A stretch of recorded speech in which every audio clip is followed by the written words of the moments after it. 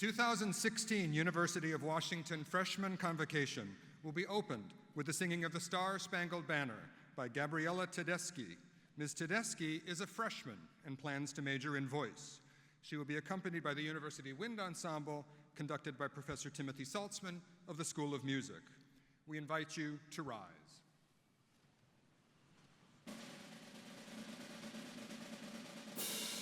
Oh, say, can you see by the dawn's early light what so proudly we hailed at the twilight's last gleaming, whose broad stripes and bright stars through the perilous fight o'er the ramparts we watched were so gallantly streaming, and the rockets with glare, the bombs bursting in air, gave proof through the night that our flag was still there.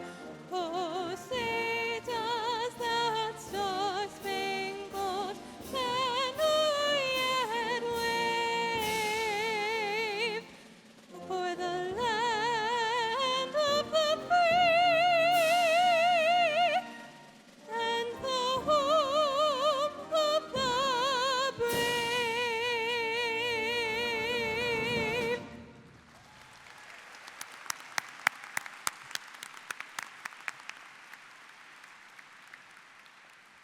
Please be seated. Good morning, my fellow students. I am Joseph Janes, the University Marshal, and when I'm not in this stunning outfit, thank you. I'm an associate professor in the Information School, but as University Marshal, I have the honor and privilege of offering you our first words of official greeting. It also means I am your first professor. So I get to give you your first lesson, and there will be a test. How many of us are first-generation college students?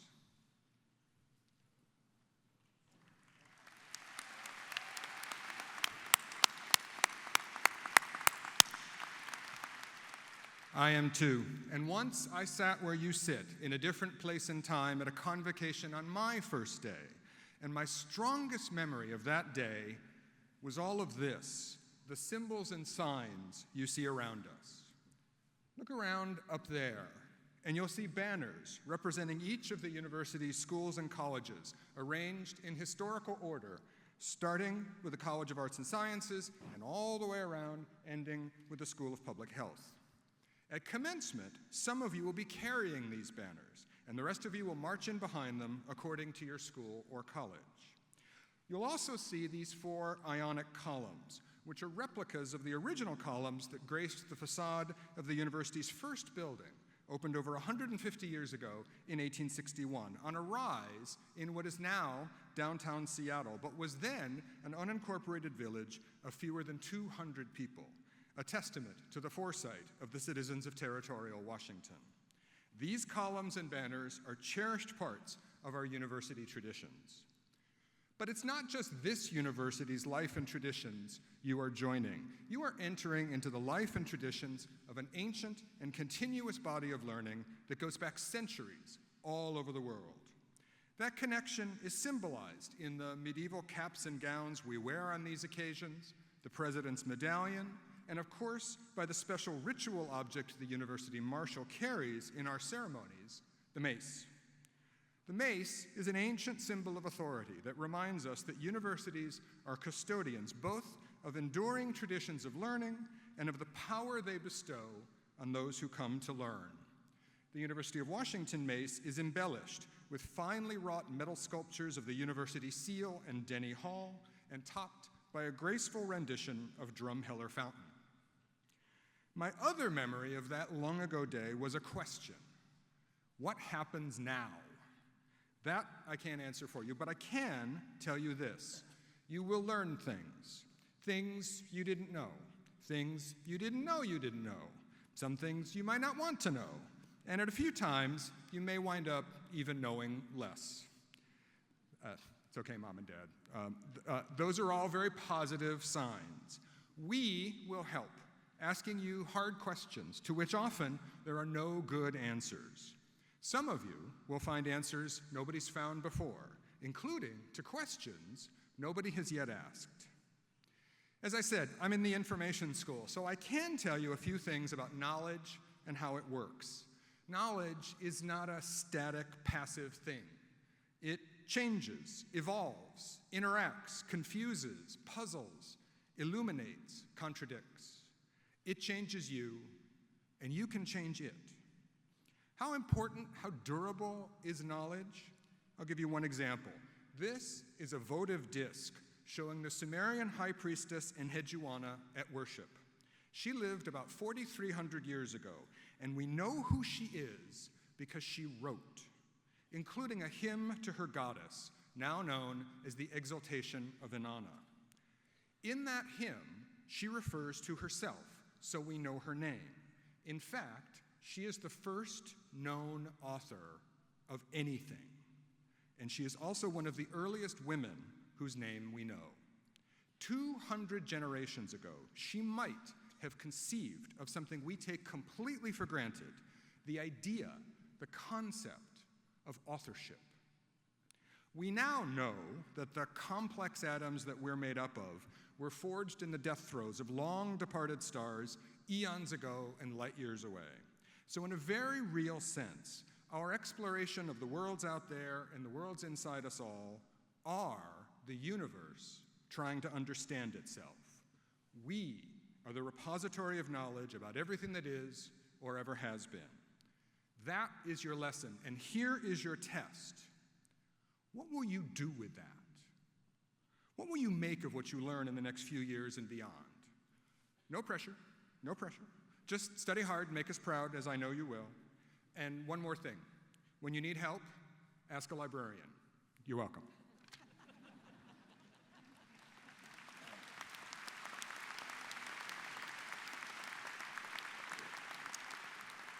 You, all of you, students and your parents and relatives, are now members of the University of Washington family, so we're all in this together.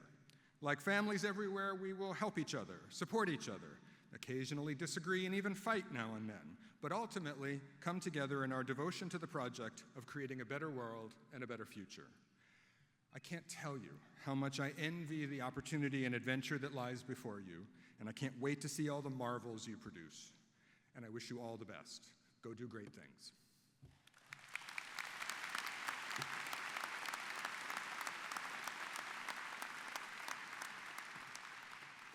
It is now my very great pleasure to introduce to you the President of the University of Washington, Anamari Kause.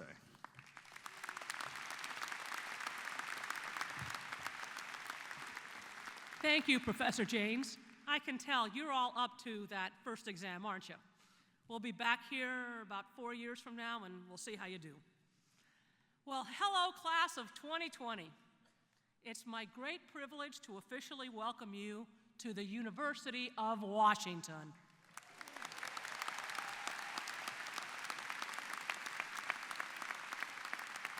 We're honored and we're grateful that you've chosen this outstanding institution to begin the next phase of your journey. No matter where that journey takes you, here you will learn and discover, encounter hardships, but also victories. The UW is here to support you, including the librarians, on the journey and to empower you to unlock your boundless potential. Before I continue, I want you to know that the splendid music you are listening to this morning has been provided to you by the students from the School of Music's Wind Ensemble under the direction of Professor Timothy Salmon. All of you can tell that they're gifted musicians, and we greatly appreciate your participation here today. Let's give them a hand.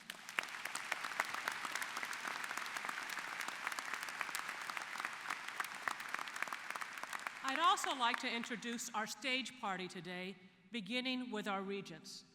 The university's Board of Regents consists of 10 citizens of the state who are appointed by the governor and confirmed by the state senate. These dedicated men and women devote many hours each year to the welfare of the university. They are here to serve you. 4 of our regents are here with us this morning, and I would like to introduce them at this time. Please hold your applause until they're all introduced. Regent Patrick Shanahan, the chair of the board, Regent Rogelio Riojas, Regent Herb Simon, and Regent Austin Wright Pettibone, the student member of the board. Ladies and gentlemen, the regents of the University of Washington.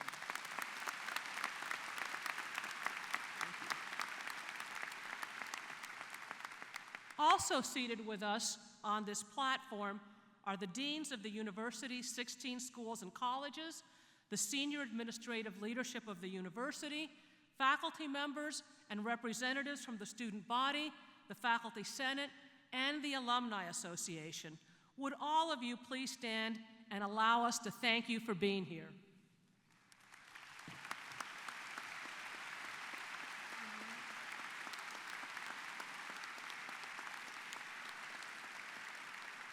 Thank you all.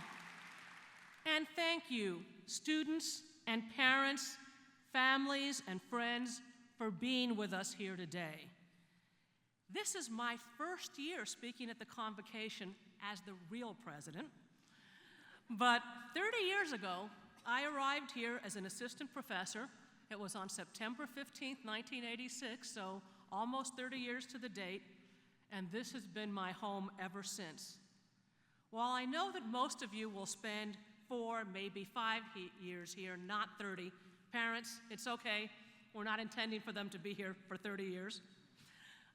My wish for all of you is that you experience the same feelings of welcome, belonging, and self-discovery that my time at the University of Washington has brought me. The word convocation is derived from the Latin convocare, which translates literally as call together.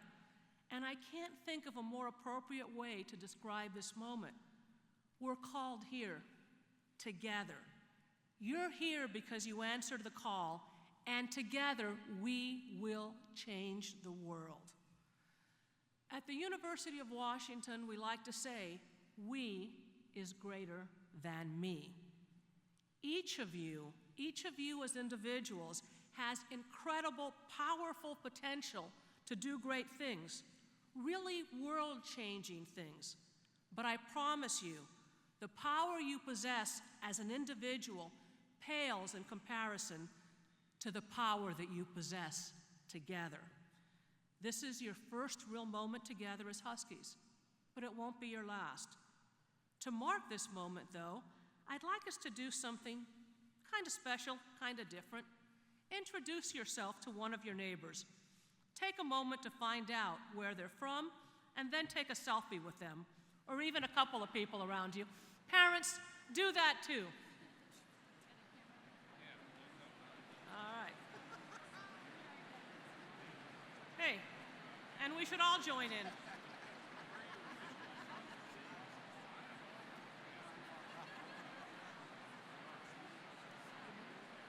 All right, and now post it to the hashtag #NewHuskies2016. All right, now save those and post them, #NewHuskies2016. Now, to the parents, they were going to do it anyway, so why not make it official, right? To the parents, families, and friends in the audience today, I want you to know that the UW is grateful to you for all you've done to make it possible for your students to be here today.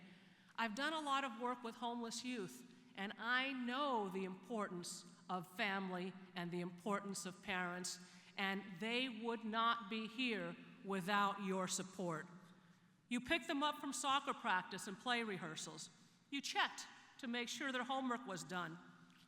And maybe a few of you might have even nagged a little to get their college application in on time. Now, so students, please stand and join me in giving a heartfelt thank you to your family and supporters.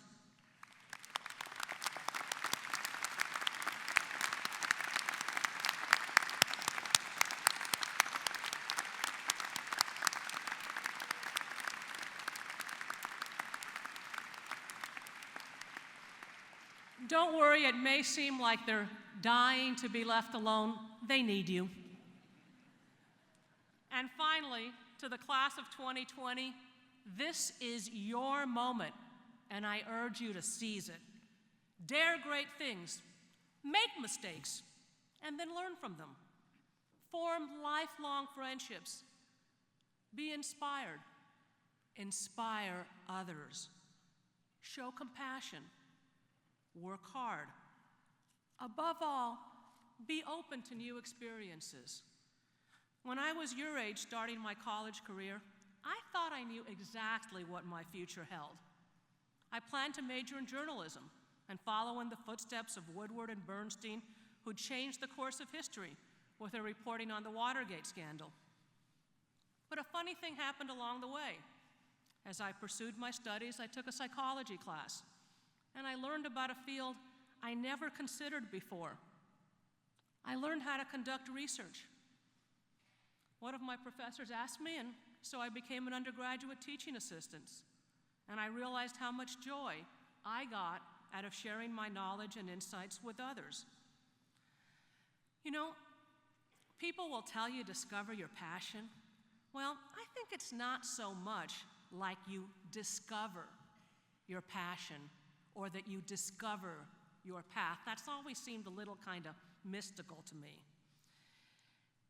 What I do know will happen is that you will acquire the intellectual tools, discipline, and habits of heart and mind that will make you, as they've made me, a lifelong learner, capable of creating your own path. Indeed, of following multiple paths. For me, those paths, and they went like this and that, sometimes to my parents' chagrin, but they ended up opening the door that's led me to stand here today. Something I would have never guessed, and I can tell you my teachers would not have guessed it either. In my time here, sometimes it's, you can surprise folks, and we can all do that. In your time here, you will learn about a host of different fields. You'll have many opportunities to be involved in research, or teaching, or entrepreneurship, or music, or dance, or. Just as importantly, you'll learn more about yourself and about how to live and work with others productively. You'll acquire the skills you need to create your own life journey. We're really happy to be part of that journey. We welcome you with open arms, with open heart, and I can't wait to see what you will do.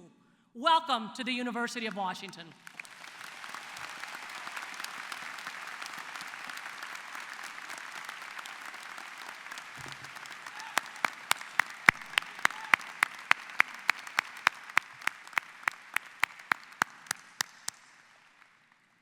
And now I'd like to introduce to you the man who oversees all of the units on campus that will serve as your support crew on this extraordinary journey you're about to begin. As the Vice President for Student Life, he oversees such diverse areas as food and housing, the counseling and career centers, student publications, our recreational sports programs, and the Center of Student Life and Student Government, the Husky Union Building, which we all call the Hub. It's a huge responsibility, and we are very privileged to have a uniquely qualified leader in this role. Please join me in welcoming our Vice President for Student Life, Dr. Denzel Sweet.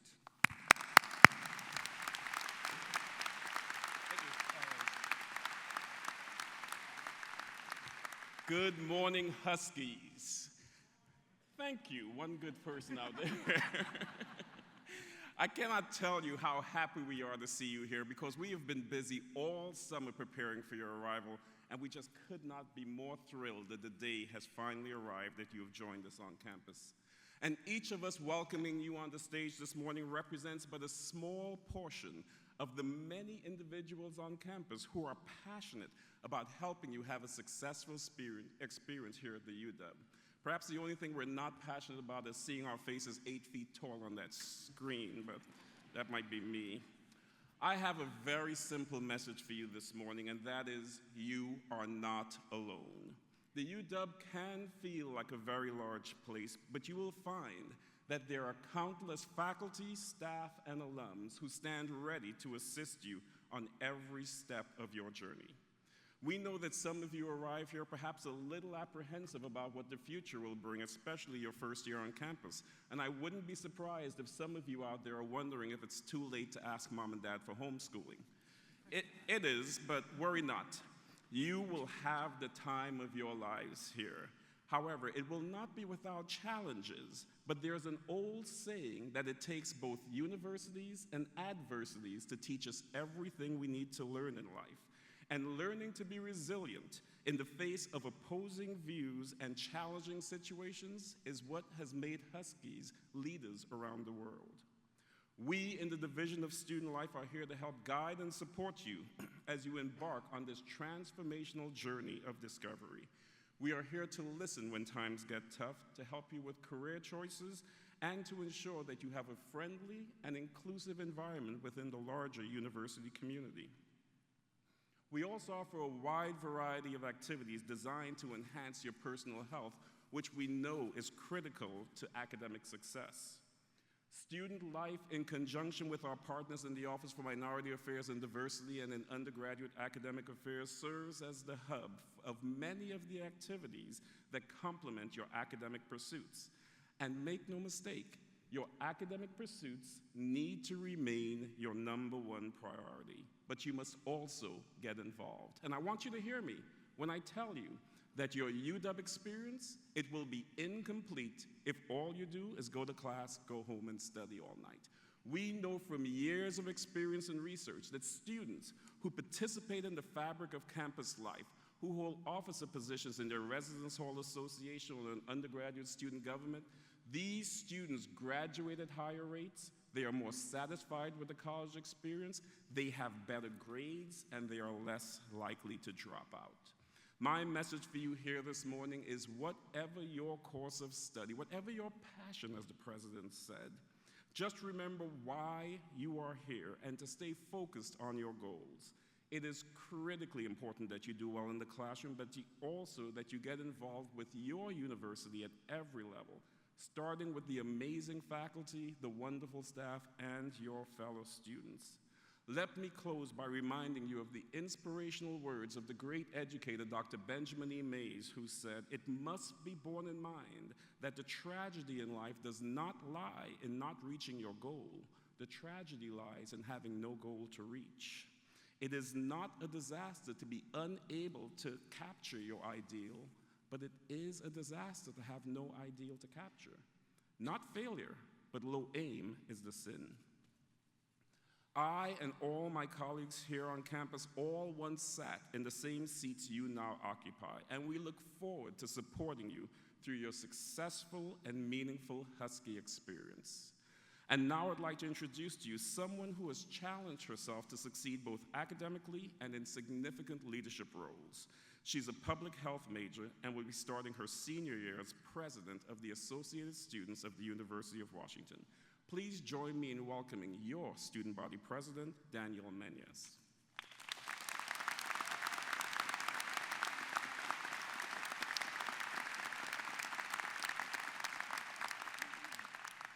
Thank you, Denzel, and good morning. And welcome to the class of 2020. My name is Danielle Menyes, and I have the honor of serving as your student body president. As I begin to share the truths that I have learned throughout my time here, I also share the struggles and the triumphs that have led me to those truths. When I was 18 years old, I moved away from my tiny island home in the middle of the Pacific Ocean, leaving everything and everyone I had ever known to attend the University of Washington. It was the first time I'd ever set foot on continental America, and I was terrified, as are many of you in the audience today. And yes, that includes you, parents and loved ones. I was in a new, huge place, and I didn't know where I fit in or what I wanted to do. As a financially independent student with no family in this country, it was lonely, it was scary. What was even scarier, though, was how it seemed like everyone around me knew exactly what they were doing, who they were, who they wanted to be, where they wanted to go. And I felt like no matter how hard I tried, I couldn't keep up. But now that I'm a senior, I've learned this. No one around me actually knew what they were doing. And many of them still don't know. So now that I'm almost at the end of my college journey, I will tell you this, because you will need to remind yourself of it for the next few years. It's going to be okay. Someone will tell you to be yourself, and you won't know who that yourself is. That's okay. Someone will tell you that college will open unimaginable doors for you, and that is true. But I want to tell you that even beyond that, here at the University of Washington, you can create your own doors. You don't always need to look beyond yourself to find everything you've already been looking for, because you already possess it. The capability to succeed, the drive to change the world, the compassion to recognize and stop injustice, the ability to learn your own truths, to become confident and speak your own voice, no one else's. You already have that. If you didn't, then you wouldn't be sitting in this arena today. But don't forget, and here's the bad news, those doors and those triumphs aren't created by sleeping in till noon and skipping your morning classes.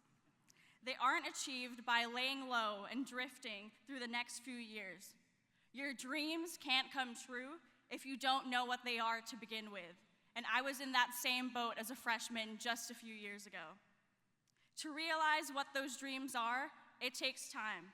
You won't wake up one day and realize what career you want to have, what kind of life you want to live. It takes time and effort. It takes a bunch of moments, a bunch of classes, passions, and new experiences that won't make any sense at first.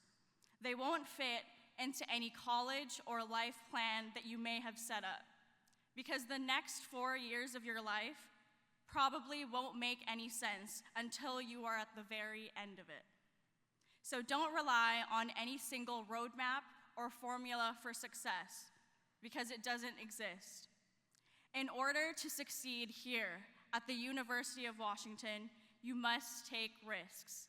You must experience times when you'll have no idea what you're doing or what is going on. And as you have those experiences, I want you to remember the places and the people that you have left behind to get here. Remember the billions of young adults who don't have the opportunity to sit in this arena, walk these streets, and pass by these accomplished peers.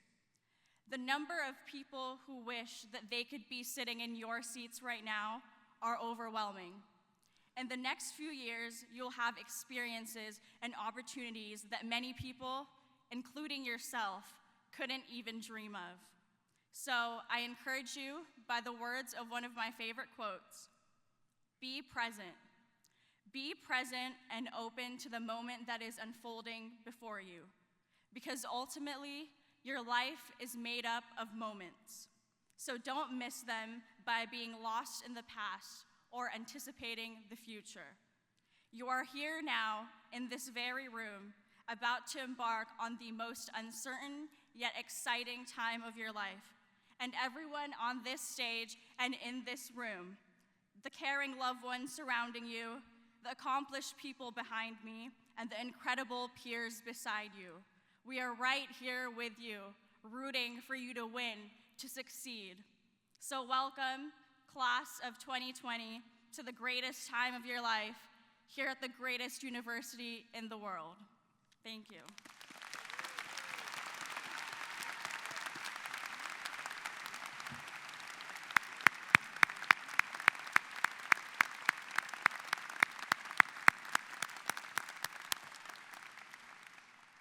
One of the things we want to do today is to introduce you, the freshman class and entering students, to our faculty and deans and to the university community. At the same time, we also want to tell them a little bit about you. And there's no one more familiar with the freshman class than our Dean of Undergraduate Academic Affairs, Dr. Ed Taylor. Dean Taylor is a graduate of Gonzaga University and received his PhD from the University of Washington. He's been a faculty member in the College of Education since 1994. Please join me in welcoming Dean Ed Taylor.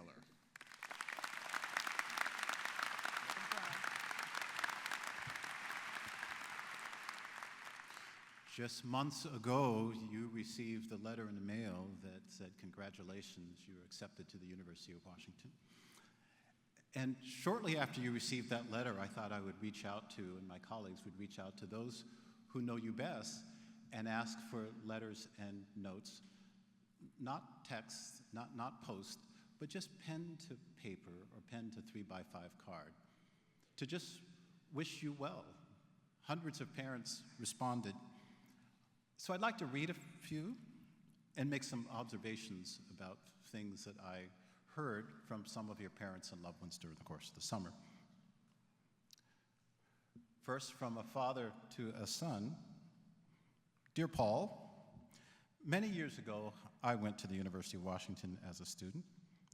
I was, in caps, a very active fraternity member. Son, I have no credibility whatsoever when it comes to advice on how to carry out your life on or off campus. But do try to be kind, be decent, and study hard.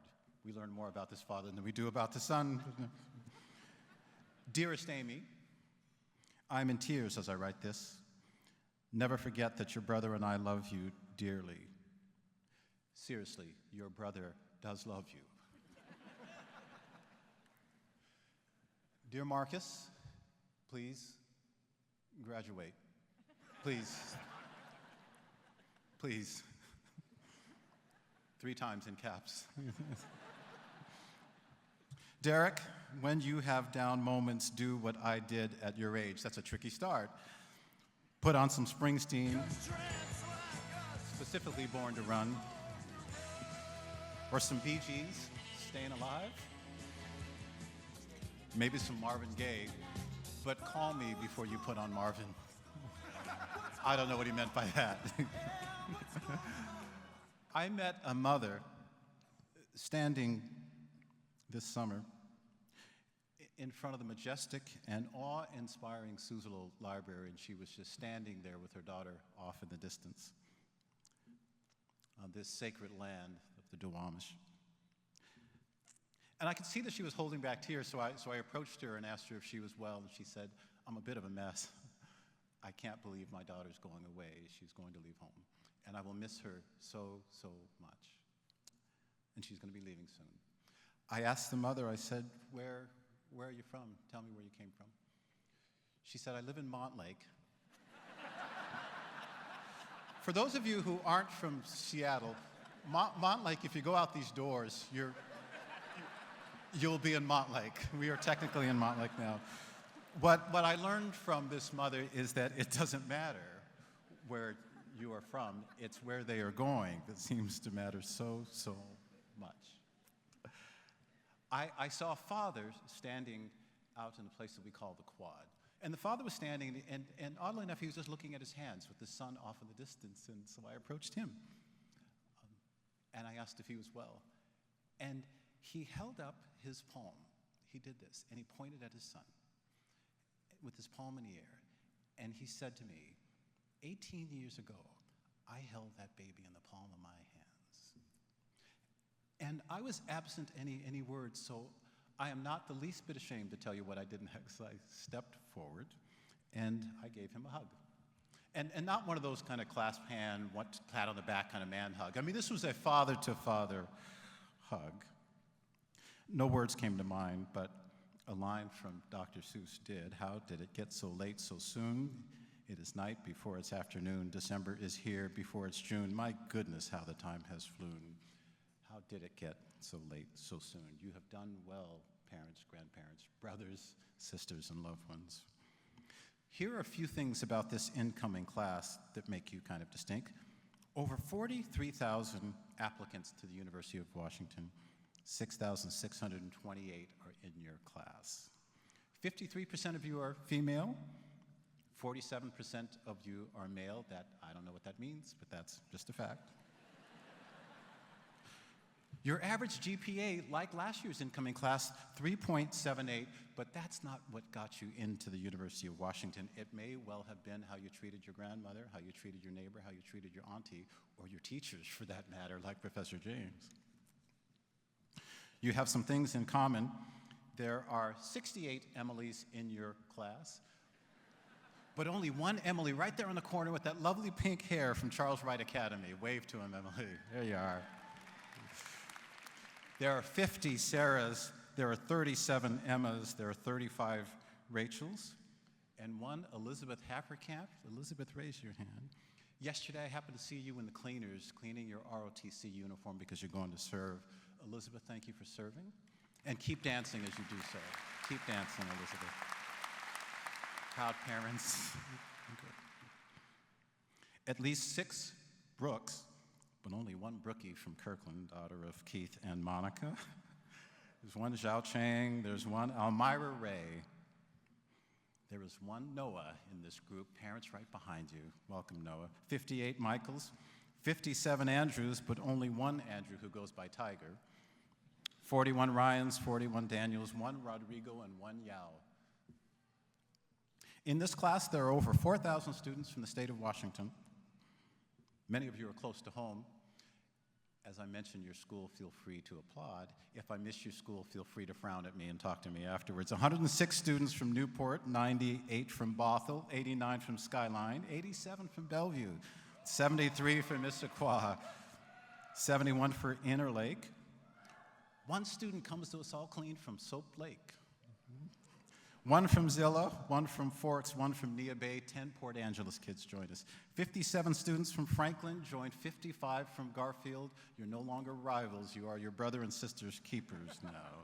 57 from Davis High School in Yakima Valley. 46 from Federal Way High School. 3 from Natchez Valley High School. 3 kids from Mossy Rock. I met 2 of you during the weekend. I can't wait to meet the 3rd. 137 students from Spokane High Schools. 1 from Chief Leschi in Puyallup, 28 Juanita High School, 28 Chief Self International, 28 from Bainbridge High School. 4 of you were homeschooled. Let's hear it for the homeschoolers. You are from Seattle Central College. You've transferred. You are from Bellevue College. You're from Green River Community College. Let's hear it for our transfers, yes. Over 700 of you, and a whole bunch in here, are from my home state of California. One piece of advice. Dude, get an umbrella soon. Get an umbrella.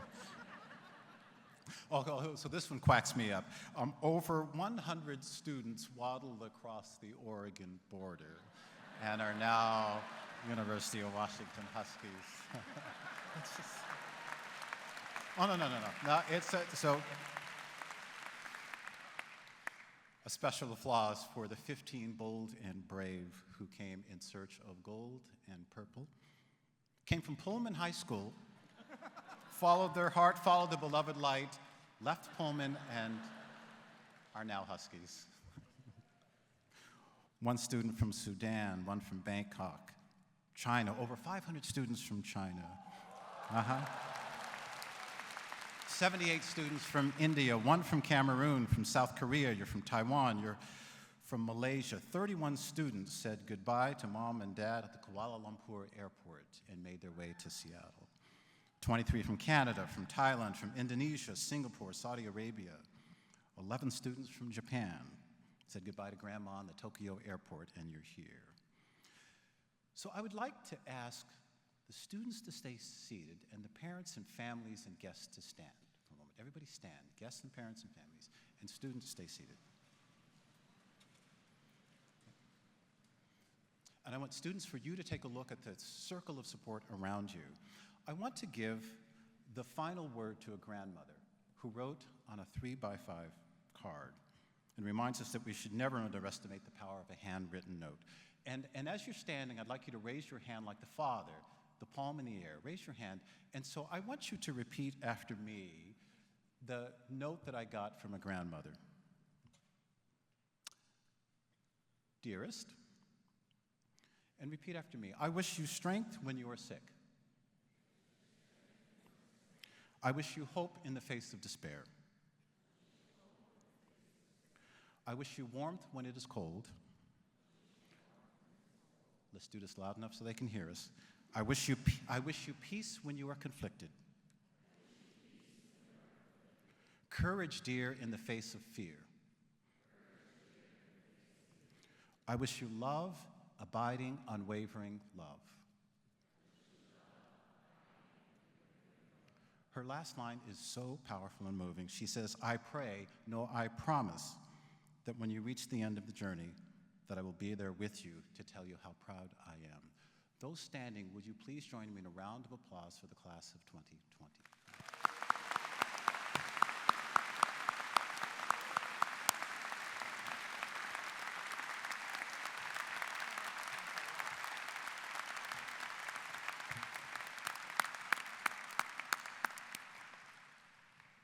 He gets me every year. Thank you, Dean Taylor. Well, we've learned a good deal about you, our oncoming class, and now we'd like to introduce you to some of the faculty members who will be your teachers and mentors for the next 4 years. They are experts in nearly every imaginable field, and every day they engage in research and scholarship that impacts our world in profound ways.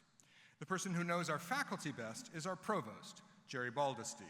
The provost is the university's chief academic officer and the person who works most closely with the deans and the faculty to shape your academic experience.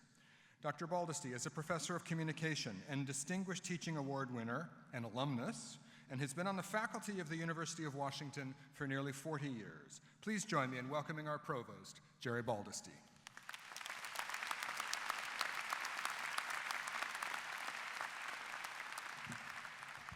Thank you.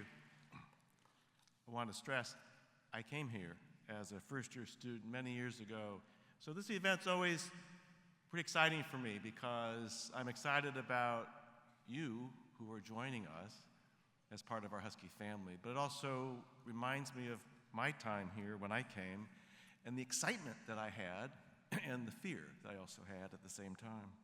On behalf of the faculty, I want to welcome you to the University of Washington. I'd like to introduce you to our faculty, some of whom are sitting behind me and who greeted you when you arrived this morning. This is a distinguished set of people. We're very proud of the remarkable people who are our faculty. They include 6 Nobel Prize winners, 15 MacArthur so-called Genius Fellows, more than 240 members of the Institute of Medicine of the National Academies, and 167 fellows in the American Association for the Advancement of Science. These are remarkable people who are leading researchers in the world. Now, over the next few years, earning your degree will be just part of what you do at the University of Washington. Your student experience, we call it the Husky experience, will encompass the wide range of opportunities you have both inside and outside the classroom and the lab. These experiences will be unique to each one of you to help you develop the knowledge and the tools to pursue your passions in life. You'll develop a sophisticated sense of the world, and most of all, you'll gain the skills you need to lead a meaningful and rewarding career in life after you graduate. Your Husky experience can include volunteer work, internships, study abroad, leadership programs, and undergraduate research. We've got it all here, and we have remarkable faculty to help you with it. Our faculty are here to help you gain the very best Husky experience, and one way they do that is involving you in the work that they do, in their research, in their teaching, and their service. One example of this comes from the College of Engineering, where Associate Professor of Chemical Engineering Jim Fettner is using advanced, high-performance computing to design molecules that will enable the next generation of batteries to efficiently store and use clean energy from solar and wind. Dr. Fettner's research group includes several undergraduates. In fact, this summer, 2 freshmen worked with Dr. Fettner's team of graduate students and postdoctoral students, postdoctoral researchers, as they analyzed supercomputer data that could contain the seeds of new discoveries. Dr. Fettner was recently awarded a $3 million grant from the National Science Foundation to train students in handling the large sets of data that are used to design new materials for clean energy storage. And this past summer, he piloted a new intensive summer study program in China, allowing students to complete 2 of their core chemical engineering lab classes at Zhejiang University. Dr. Fettner, will you please stand?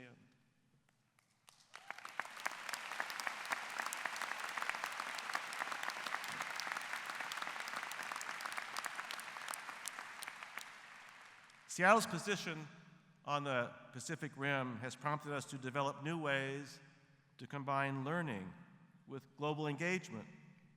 One of these things is something we call an extended flip, in which UW course is taught in parallel with a partner university in Asia. Christy Strauss, a lecturer in the College of the Environment, is developing an extended flip course in which UW students will collaborate with Chinese students on a course in environmental sustainability. They'll focus on issues related to consumption, waste, food, water, energy, and they'll conclude their studies by traveling to Beijing, where they will engage in discussions with their Chinese counterparts. Several of Dr. Strauss's students have worked with the U.S. Environmental Protection Agency. As undergraduates, they did that work to resolve problems related to environmental sustainability. Dr. Strauss has also developed an innovative program in which she and her colleagues, as well as many UW undergrads, teach neuroscience to middle school students in underserved communities. Dr. Strauss, would you please stand?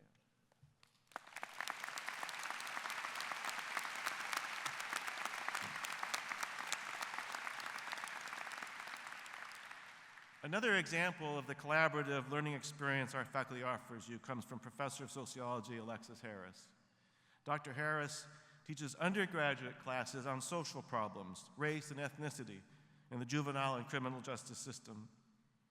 She's been investigating the many fines and fees that people pay as they move through the criminal justice system. This work recently culminated in the publication of a new book, A Pound of Flesh, which is based on her research to which several undergraduates contributed. Last year, Dr. Harris received a $3.9 million grant to continue her work on the role of court-ordered penalties and fees to show how they trap people, or can trap people in the criminal justice system. While Dr. Harris is not able to be here today, we are grateful that she encourages her students to think and question, and for the many ways she includes them in her research. Those are just 3 of our faculty. We have many here. Learning opportunities at UW also extend far beyond our campus. Each year, thousands of students expand their worldview through study abroad. During your time here, you may spend a quarter studying with a UW faculty member in India, or traveling to the Middle East with a professor to learn about contemporary culture in Jordan.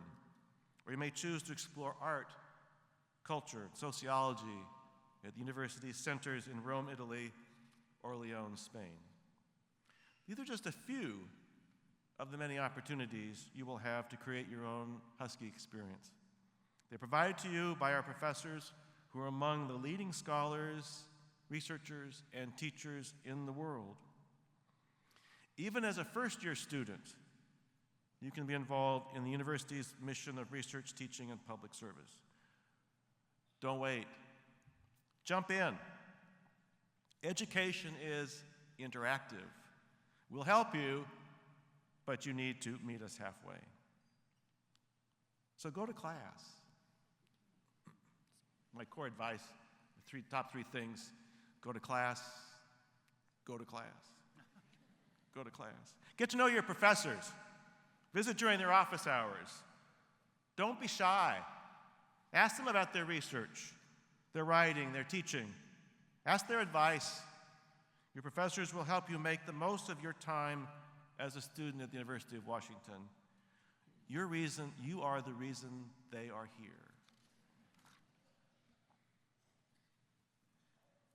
Today I have the additional privilege and honor of introducing a teacher who has long been a student favorite at the University of Washington.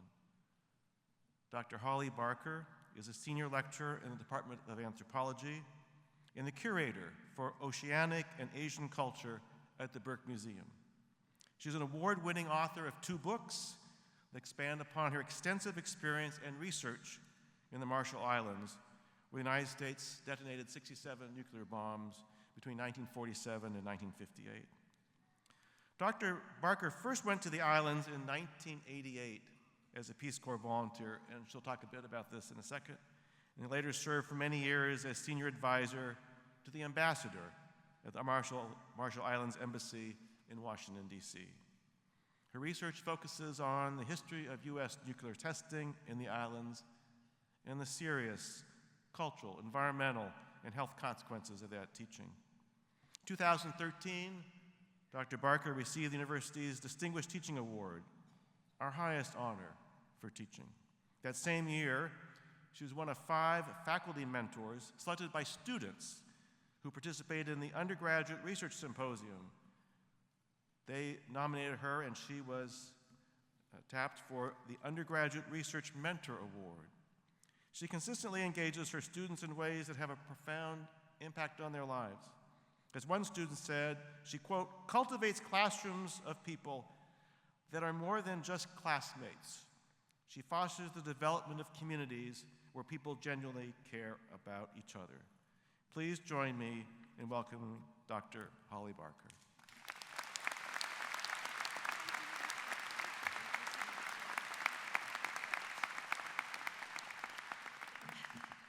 Thank you, Provost, and welcome to all of you. I'm just so honored to be here, but we've been so excited for your arrival, so finally you are here with us. So welcome to all the incoming freshmen, transfer students, exchange students, family, and friends.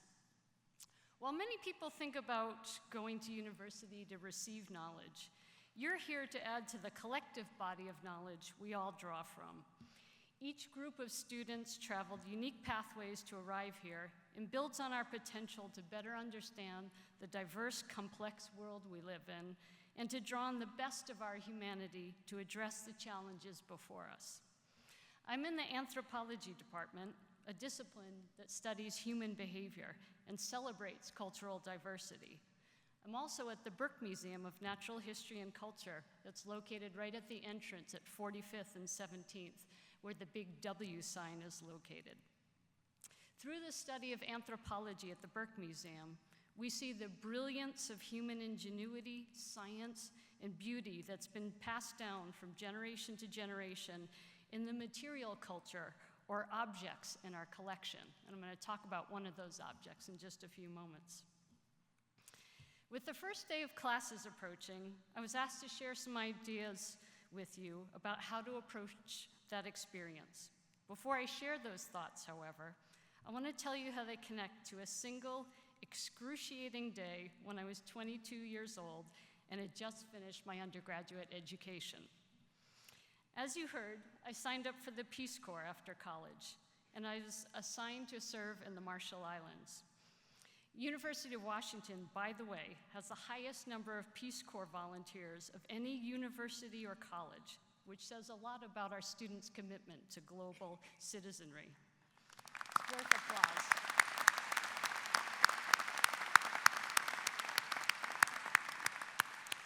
And I can help you write fabulous letter of recommendations for Peace Corps if you want. Let me know. The Ministry of Education in the Marshall Islands asked me to teach English on a remote island village, an island that was 1/4 mile wide, less than a mile long. Water was visible on all sides from every location on the low-lying island that hovered just above sea level. There were less than 150 people on the island. The island had 12 houses, 1 church, 1 school. No electricity, no running water, no stores, no English speakers. Definitely no frozen yogurt. The only way to get to this island was by boat. After a 17-hour trip over the open ocean inside the windowless, bathroomless, plywood cabin of a boat, we arrived. The boat captain yelled down to our group of seasick passengers, "Hey, Peace Corps!" Slid open the boat's side panel and tossed my 8 cardboard boxes approximately 15 feet onto the sand. With the motor still running, I slid into the water and walked to the lagoon, and before I could turn around, the boat was headed in the opposite direction. I was the only person who got off the boat. I looked around. I saw no buildings, no people. Alone, ill, without communication, I literally curled up in the fetal position on the sand. And that is how I was found by a group of children. They took one look at me, screamed, and ran in the opposite direction. I honestly remember thinking this that day, that if I could get through this, I could handle any hardship that comes my way. Well, I hope I didn't just cause UW applications to Peace Corps to plummet, because Peace Corps really was a phenomenal experience for me, and I don't know the person that I would have become without it. Sometimes adversity creates the conditions for us to know ourselves in new ways and to build new relationships and understandings that we might not seek otherwise. In a sense, all of you, members of the incoming class, have been dropped off on an island known as the University of Washington. It would not surprise me at all to find that for many of you, this may seem like a foreign and remote place. But I learned a few lessons from my experience in the Marshall Islands that I think might be helpful to you as you explore this new world. First, be open to and respectful of new ways of knowing. People around you understand the world in diverse and exciting ways. While helpful at other points in my life, neither my degree in English literature nor my thesis project on the works of author Richard Wright helped me survive on that island. I was 22, but I was like an infant in terms of my ability to care for myself. My complete lack of understanding of this new world opened an avenue for me to appreciate and respect the scientific knowledge derived from generations of Marshallese people who observed weather, animals, sea creatures, healing, sea currents, and stars on those islands, as well as the storytelling practices that pass that information along from one generation to another in engaging, memorable forms. A few years back, John Timu and Haoli Kikaha, two members of our football team with deep roots in the Samoan and Hawaiian culture, gave us all a new respect for the knowledge and intelligence it takes to play football at the college and professional levels. Their presentation at our undergraduate research symposium did a lot to reverse stereotypes about the intelligence it takes to play that game. Both are now playing in the NFL. Another idea: see if you can find or create community that functions as family. In the Marshall Islands, I learned to find new strengths in myself, but I also came to see the importance of relying on one another. To survive on an island with limited resources, a community needs more knowledge forms than any one person can possess. In the Pacific Islander communities of Samoans, Tongans, Hawaiians, and Pohnpeians, people have a kava ceremony, a practice that strengthens communities and reiterates shared values. In this ceremony, all of the participants are brought into a circle, and the orator identifies them by their family name and offers them a cup of kava to drink. Kava is a plant. When its root is pounded and mixed with water in a bowl, like this one, it makes the kava drink. So in Samoa, excuse me, I borrowed this from the Burke Museum. So in Samoa, kava ceremonies take place in a fale, and the architectural style of a fale mimics the material culture that they use in the ceremony. A fale is a building that has no doors and no windows because it's open for everyone to enter. And so in the kava ceremony, the bowl reflects those values. The legs represent all of the people required to hold up and support the community. And the roundness of the bowl shows the unity of the community. And so when the ceremony happens, it reiterates all of those values.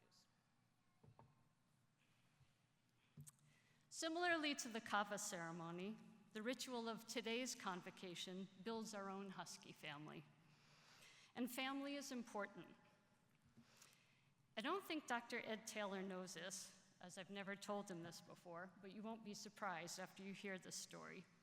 But Dr. Taylor shifted my entire approach to teaching one day from just a brief conversation that we had. While talking by the fountain, Dr. Taylor told me about his own kids who were in college at the time, and his belief that wherever his children were, other people would look out for his kids as if they were his own. In return, as our undergraduate head of education, Dr. Taylor would always be mindful that our UW students are daughters, sons, and family members of others. If we collectively invest in our students with the same care and high standards as our own families, then we will build a much stronger society. We strive to do that here, and I hope you will also find a community, or several communities, at the University of Washington that function as family in your lives.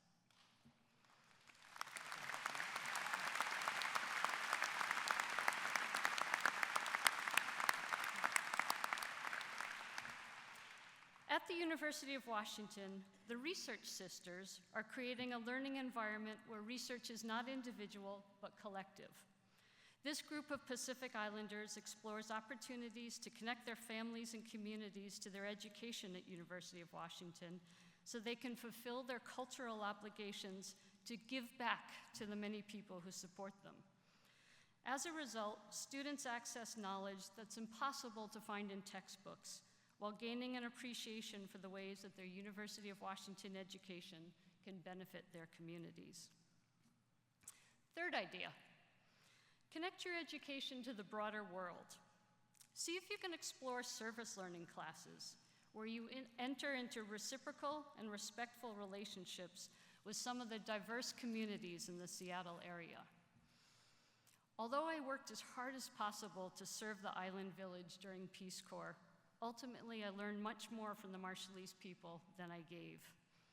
The premise of service learning is that you provide the assistance requested by communities, whether tutoring their young people or working in a community garden. The UW's Carlson Center is one of my favorite locations on campus, a place to get more information about service learning and internship options. Study abroad programs also create opportunities for transformational learning in a global rather than local context. One last tip for navigating your new island. Be an advocate for your learning needs. Tell us how we can best support your learning goals. We are a public institution. We're here to serve your needs. As you explore courses and learning opportunities, if there are skills or ideas that you want to learn, let us know so we can help steer you towards existing options or work with you to develop something new. Do you want to know the best part of any day at the University of Washington? I promise it's you. It's spending time with students, talking to students. We want to know who you are, your interests and goals, so we can better teach you and support you. Last spring, a group of men asked me if they could form an independent study project to examine the barriers they face in education as men of color and/or student athletes. They decided to create their own Portraits of a Researcher project, where they represented themselves and their research to others in their own terms. They chose their own research subject, they constructed their own visual images, rather than the representation society often thrusts upon them, including what they wore, where they placed themselves, and what they held. The Portraits of a Researcher include direct quotes explaining the students' motivations for pursuing research, such as changing perceptions about men of color and student athletes in research, and serving as academic role models for youth in their communities. There's so many exciting learning opportunities at the University of Washington, and I hope to work with you in class sometime. I look forward to seeing you again at our ritual of graduation so we can reflect on the many ways that you help shape our institution and the communities in the Seattle area. Thank you to the families and friends who helped shape our incoming students into the wonderful people that they are today, but also for letting us borrow them for the next few years. We're excited to explore the many ways they will contribute to and serve our collective humanity going forward. Thank you so much.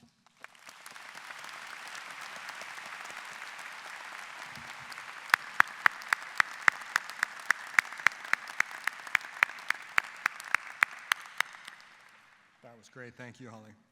The University of Washington Men's Glee Club, under the direction of David Wimet, a graduate student in choral conducting at our School of Music, will now teach us the school song, Rise Up with Pride for Washington. They will first sing the song a cappella, and then we'll all sing with the University Wind Ensemble. The lyrics to the song are printed on the last page of your program. Please rise.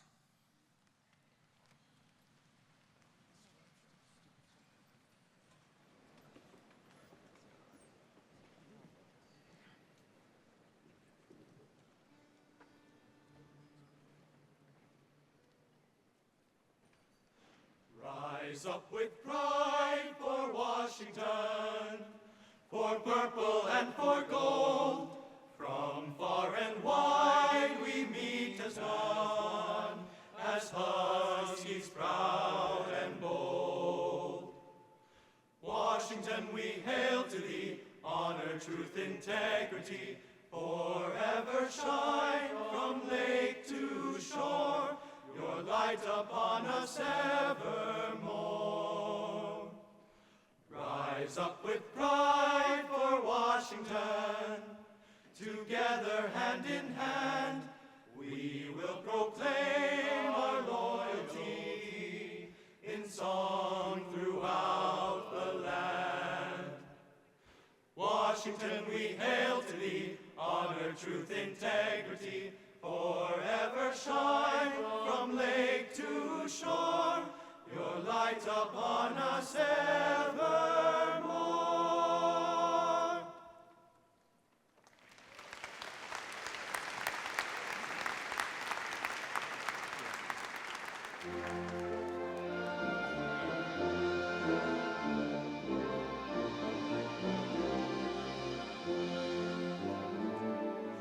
Rise up with pride for Washington, for purple and for gold. From far and wide we meet as one, as Huskies proud and bold. Washington, we hail to thee, honor, truth, integrity, forever shine from lake to shore, your light upon us evermore. Rise up with pride for Washington, together hand in hand, we will proclaim our loyalty in song throughout the land. Washington, we hail to thee, honor, truth, integrity, forever shine from lake to shore, your light upon us evermore.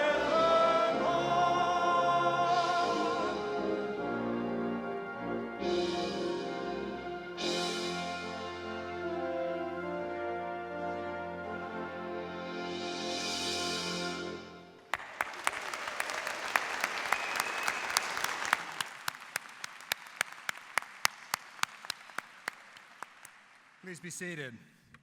What a splendid way to begin the new academic year. On behalf of the entire university community, I'd like to thank our honored guests and all of you who have made this day so special.